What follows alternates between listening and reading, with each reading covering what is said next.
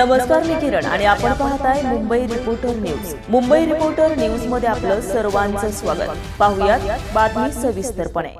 Survey number 117/3 मध्ये चना process करून चना डाळ बनवणाऱ्या मीरा इंडस्ट्रीमध्ये शॉर्ट सर्किटमुळे आग लागून अंदाजे 15 ते 17 करोड रुपयाचं नुकसान झालंय. सोमवारी रात्री 10 पर्यंत मिलमध्ये चना डाळ प्रोसेसिंग सुरू होती. त्यानंतर मिलमध्ये कामाला असलेले मजूर आणि मालक हे मिल बंद करून घरी गेले, तर काही मजदूर मिलमध्ये असलेल्या क्वार्टरमध्ये घरात जाऊन झोपले. थंडीचे दिवस असल्यामुळे ही आग केव्हा लागली ही कोणालाच कळलं नाही.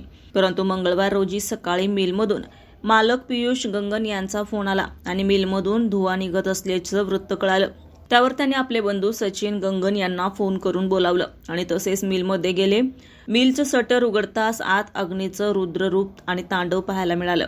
त्यांचे अश्रू अनावर झाले. पियुष गंगन यांनी वडील किशोर गंगन यांना माहिती दिली व त्यांच्या लहान बंधू आयुष गंगन यांनी चांदूर रेल्वे पत्रकार आणि इतर सहकाऱ्यांना फोन लावले आणि मिलमध्ये आग लागल्याची वार्ता सांगितली. त्यावरून पत्रकार गुड्डू शर्मा यांनी स्थानिक अग्निशमन दल, नगर परिषद विभाग बोलावून अग्निशमन दलांची गाडी बोलवली आणि सचिन गंगन, नितीन गंगन यांनी अमरावती धामणगाव, तर नगर परिषद कर्मचारी जितू करसे यांनी नांदगाव, खंडेश्वर, तिवसा येथील अग्निशमन दलाच्या गाड्या बोलावल्या.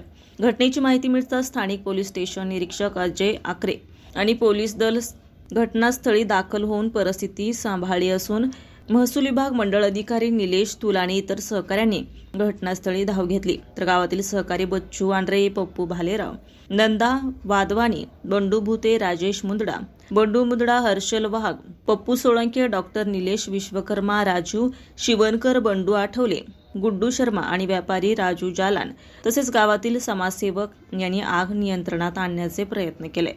Arun Bansode, Mumbai reporter news, Mumbai. ताज्या घडामोडींसाठी आणि ताज्या बातम्यांसाठी आजच आमच्या मुंबई रिपोर्टर न्यूज चॅनलला लाईक करा, सबस्क्राईब करा आणि बेल आयकॉन प्रेस करा आणि पाहत रहा मुंबई रिपोर्टर न्यूज.